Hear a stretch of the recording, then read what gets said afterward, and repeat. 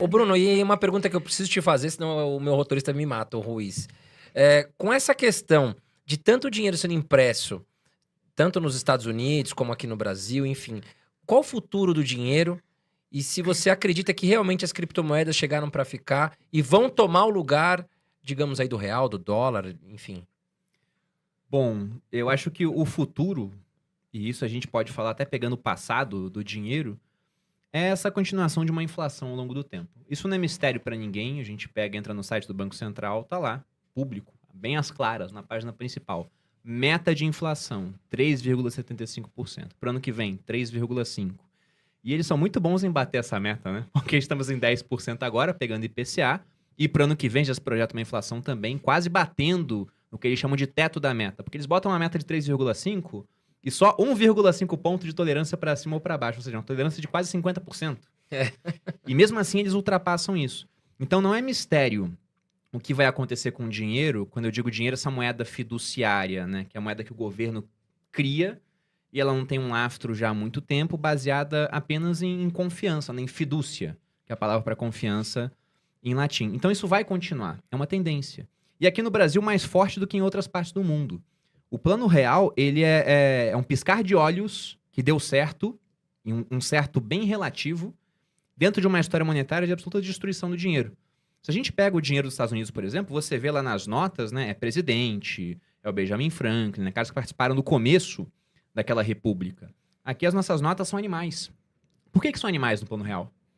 Porque é a nossa 10ª moeda. A gente já gastou todos os heróis nacionais lá no Cruzeiro, no Cruzado Novo, Cruzeiro Real. A gente gastou todos. Dom Pedro já teve um monte de nota, Kubitschek também, o Deodoro.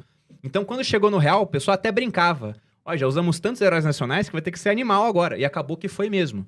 Então, o que eu vejo é, pensando em moeda fiduciária, a continuação da inflação. Porque há alguns motivos pelos quais os governos gostam muito de inflação.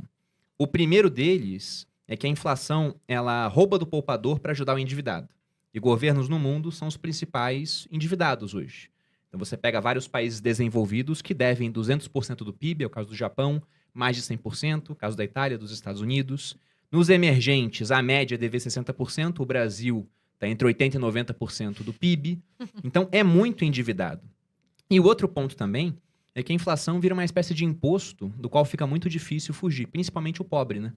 Se você pega filme americano e vê lá os caras mostrando os anos 50, 60, a época que o dólar tinha lastro em ouro, você vê cenas do pessoal economizando dinheiro em lata de biscoito.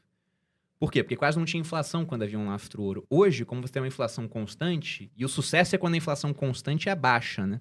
E agora a gente está com uma inflação até alta. Se você poupa dinheiro assim, você perde dinheiro. Então, a todo momento, essa criação de dinheiro do governo, ela tira dinheiro, ela tira valor do dinheiro que já existe. E aí isso afeta principalmente o pobre, vira um imposto invisível, né?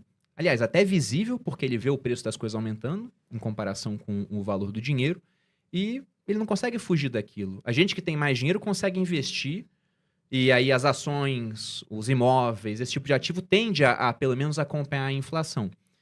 Já o pobre, ele não investe porque não tem dinheiro para isso, ou até tem, mas não sabe investir, ele não chegou nessa parte da educação financeira ainda.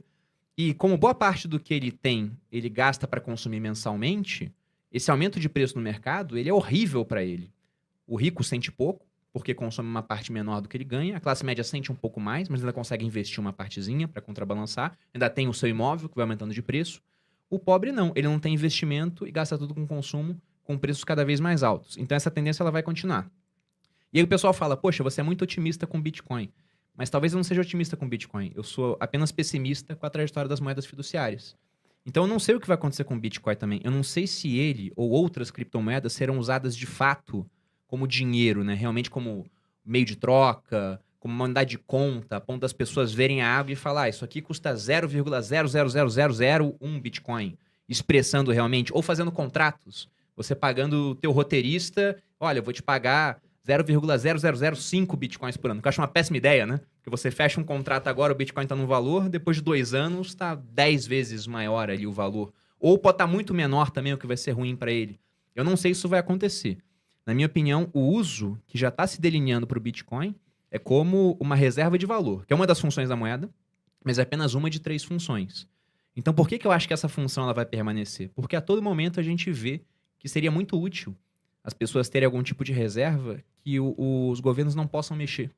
Um exemplo disso muito atual é o que aconteceu no Afeganistão. A gente estava vendo esses dias um documentário no Netflix muito bom chamado Turning Point, que mostrou, né, de antes do 11 de setembro, a invasão dos soviéticos no Afeganistão, depois como é que acabou que os americanos deram dinheiro para grupos que depois se voltaram contra eles, foi o caso da Al-Qaeda.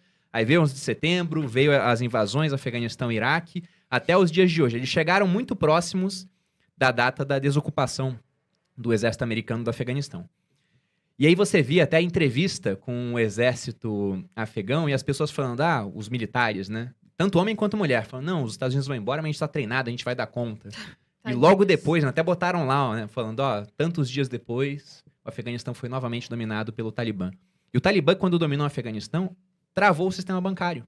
Então, o cara que só tinha dinheiro no banco, por exemplo, ele ficou sem acesso nenhum a esses recursos. Se o cara tinha dinheiro na bolsa do Afeganistão, e talvez tivesse, que a economia lá estava crescendo, nos últimos 20 anos, né, um ambiente muito mais estável, o dinheiro ficou travado. Agora, se o cara tivesse dinheiro em criptomoeda, no Bitcoin, por exemplo, ele poderia pegar esse dinheiro e recomeçar a vida em outro canto. Ou transferir, né? É muito simples, não precisa nem sair com nada fisicamente, né? Basta ele lembrar a maneira de acessar aquela carteira, as 12 palavras que ele tem para recuperar o endereço em outro local, que ele conseguiria recomeçar a vida. Então, eu não sei qual vai ser o futuro das criptomoedas, mas olhando o presente, eu vejo que o Bitcoin, ele faz algo que outras criptomoedas até fazem, mas nenhum outro ativo faz. Porque você pode ter ouro, por exemplo, guardado com você. Mas como é que você foge com ouro de um país? 1 litro de ouro, se isso aqui fosse... Não sei se tem 1 litro aqui, acho que acredito que tenha. Se tivesse recheado de ouro aqui, pesaria quase uns 20 quilos. Então fica complicado, né? Sim. Tudo bem que 1 litro de ouro são 5 milhões de reais. Não tô dizendo tudo isso, né? Pra recomeçar a vida. Mas é um exemplo. Ele pode ser confiscado, como já foi efetivamente confiscado. Agora, o Bitcoin, a única maneira de tirarem de você é se você passar a maneira de acessar pra pessoa. Mas você acha, Bruno, que, por exemplo, se todos os países, desculpa, gente, quiserem, né, tiverem a ideia de criar a própria moeda, a China, enfim, isso vai prejudicar, de alguma forma, o Bitcoin? Na sua visão, isso pode acontecer? A Prejudicar? própria criptomoeda. Olha, na minha opinião é o seguinte, tá falando aqui da CBDCs, né? Isso. A Central Bank Digital Currencies, ou seja, moedas digitais de bancos centrais. O real, eles já querem fazer uma moeda digital com o real. A China talvez seja um dos países mais avançados nisso. E, na minha opinião, os governos eles podem criar moedas que sejam mais fáceis de serem manuseadas em comparação com o Bitcoin. O real, por exemplo, embora não seja um real digital de fato, ele é quase que totalmente digital hoje. O pessoal fica falando dando Pix à torta e à direito aí, tá sendo super utilizado. Então é muito simples mexer com o real da maneira que ele existe hoje.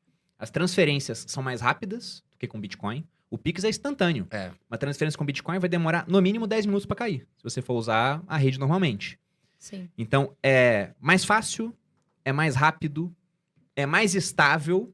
A gente pode falar que é mais estável, embora o real tenha desvalorizado uns 40% desde o começo da pandemia para cá, ainda tem mais estabilidade do que o Bitcoin ao longo do tempo. Tudo bem que o Bitcoin, a estabilidade é volátil, mas foi para cima, né?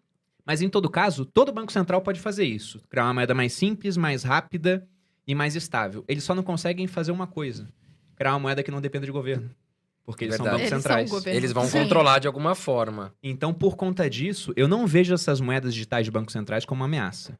Na verdade, eu vejo até como algo que pode vir a popularizar outras criptomoedas. Porque hoje, quando eu vou explicar como é que é uma transação de criptomoedas, é muito mais fácil eu falar, cara, é igual o Pix. Você tem sua chave Pix lá, é a mesma coisa. Você vai mandar do seu endereço de carteira, que é como se fosse sua chave Pix, para outra pessoa. É isso. Então fica mais fácil.